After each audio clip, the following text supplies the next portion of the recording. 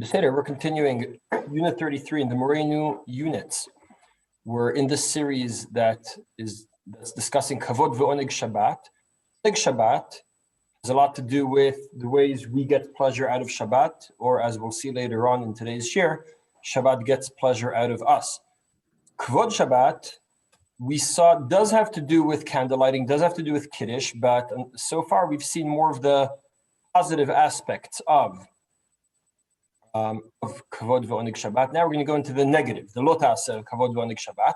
And what are we referring to when we say that? Before we say that, we have to say that this Shiur is the Ilui Nishmat, Sir Moshe Ben Gefurin, Sir Naim Dangur, our sponsors, and for the refuah of all of Am Yisrael and those who need refuah. I hope to meet us all in the Beit Midrash soon. So I want to start dafka from the Rambam here, who gives a very good definition, as Rambam is apt to do. יש דברים שהם אסורים בשבת, אף על פי שאינם דומים למלאכה, ואינם מביאים לידי מלאכה. So we have midoraita, we have melachot Shabbat. Until now, we were talking, when you're talking about Kavod, ועונג, Shabbat, you talked about things you should be doing, right? The positive side. Here we're taking things that are asur on Shabbos. Now, things that are asur on Shabbos are usually the melachot Shabbat. Those doraita, things that are melachot Shabbat. Now, then there are things that are asur midrabanan, even though they're not like a melacha, and they also wouldn't cause you to transgress a melacha either. Right? And why do we have drabanan melachot? Either because they're similar, they look the same, and we won't necessarily recognize and realize when are we doing the melacha and when are we doing something that's not quite the melacha, or something that would lead to a melacha. For example, we had a nice example. We had a nice machloket about hashhaya. Are you allowed to leave your food on coals before Shabbat? We said you're not allowed to leave it on the coals before Shabbat because one of two things might happen. One is you might stoke the coals, which would lead to melacha. That's mivili de melacha, or because it's michzekim vashel, which is domele melacha, right? So these two, the vast majority of drabanans are one of these two. So why are they asur? So what else should be asur? The only things that are melachot should be asur.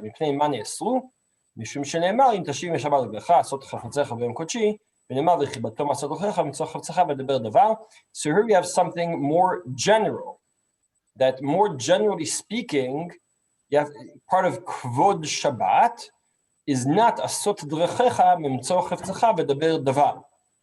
So presumably we can recognize three different parts of this pasuk, the end of this pasuk, right?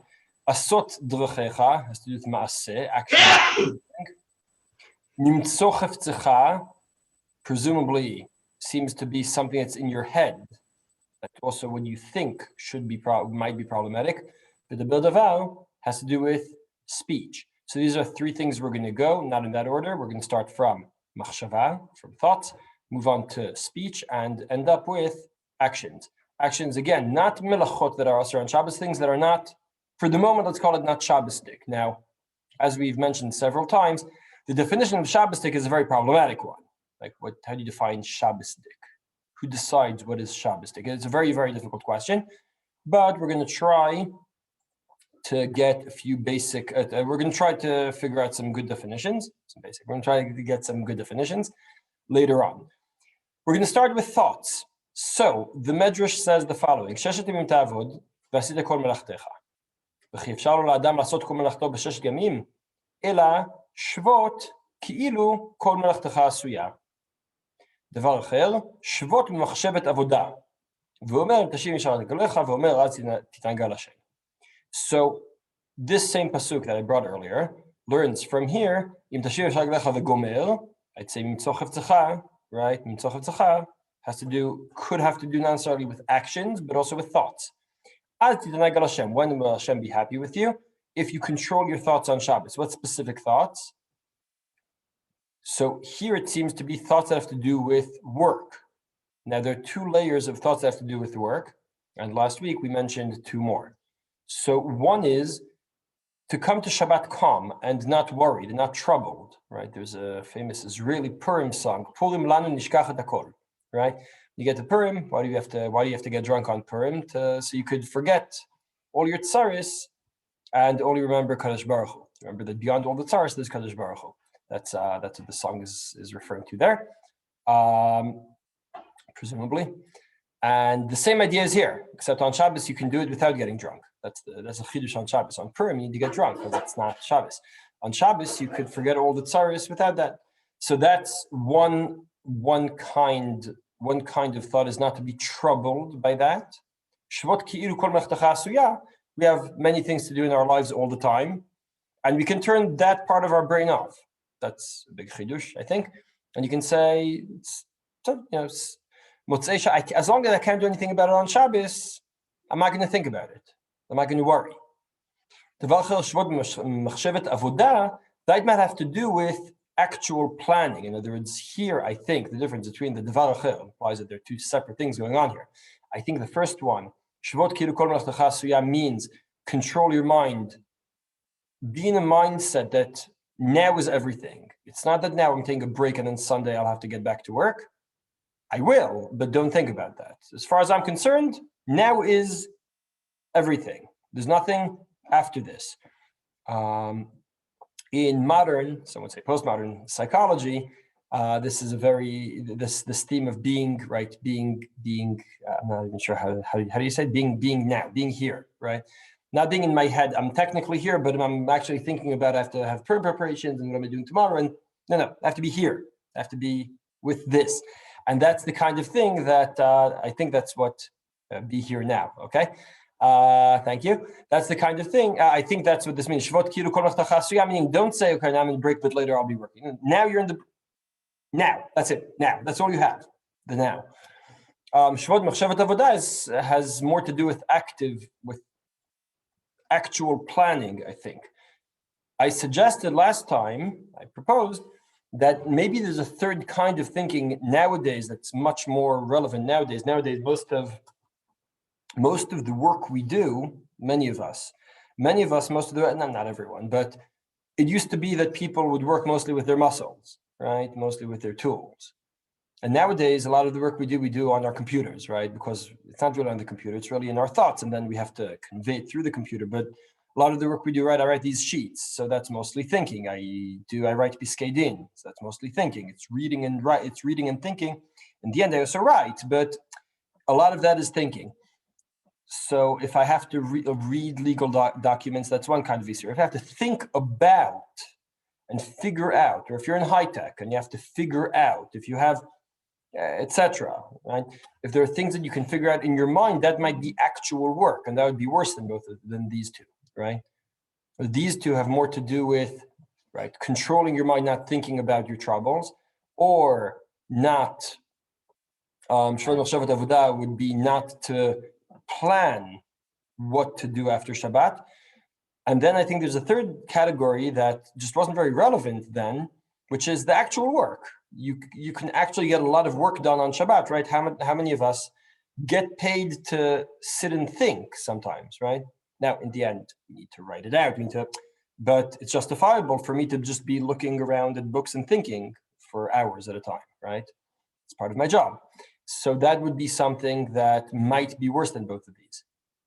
On the other hand, this seems to go against the Gemara. The Gemara says, I'll just skip to the end here, there's a machloket here. We're going to go deeper into this machloket in the next segment when we talk about speech, appropriate speech. But there's a machloket whether mitzoch hafzecha depends on v'daber davar or not. I presented it as if mitzoch hafzecha is obviously thoughts, and daber davar is speech. But that's a machloket tanaim over here, where Tanakama seems to say that mitzoch hafzecha is thoughts, daber davar is speech, and therefore you're not allowed to say things that imply and put in your mind thoughts that are problematic. And Rabbi Shiur ben Korcha says, no, it's not a problem. Why? Dibur asur hilhul mutar. Right? As we all sing on Leil Shabbat, right? Hilhulim mutarim, right? Famous song. Even if you don't remember the halacha, at least you can remember the song, right?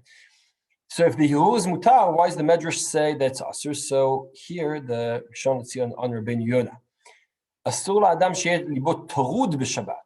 ואפילו על ידי הרהור. אף על פי שאמרו חז"ל ודבר דבר מלמדני בהרהור שהוא מותר, אם יש לו מתוך הרהור טרדות הלב או נדנות דאגה אסור. So that's the kind of tirda that's asur, right? The kind of tirda, it's not thinking about what do I need to do after Shabbat.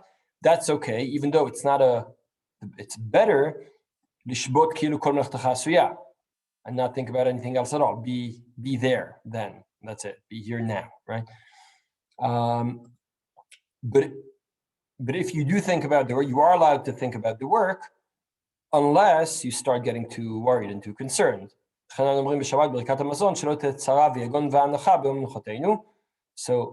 tzara and yagon, tzara I think is an objective thing, and yagon is how we feel about it, right?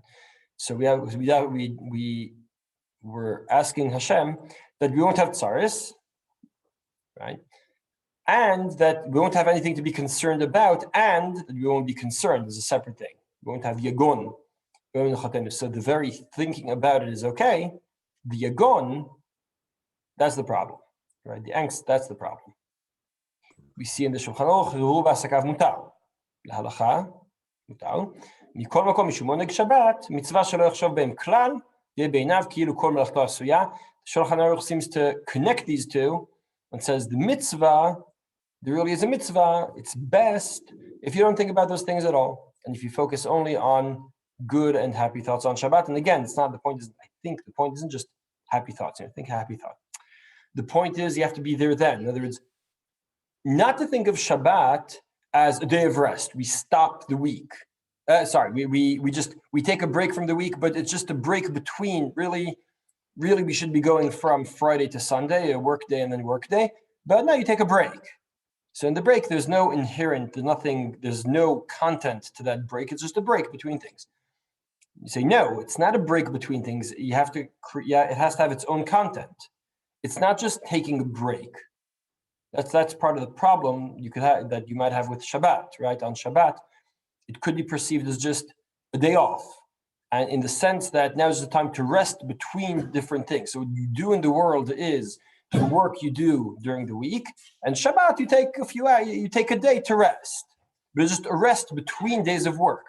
And I think what the Medrash is telling us is you have to focus on Shabbat itself, and that's why you have to think kol melachtacha asuya.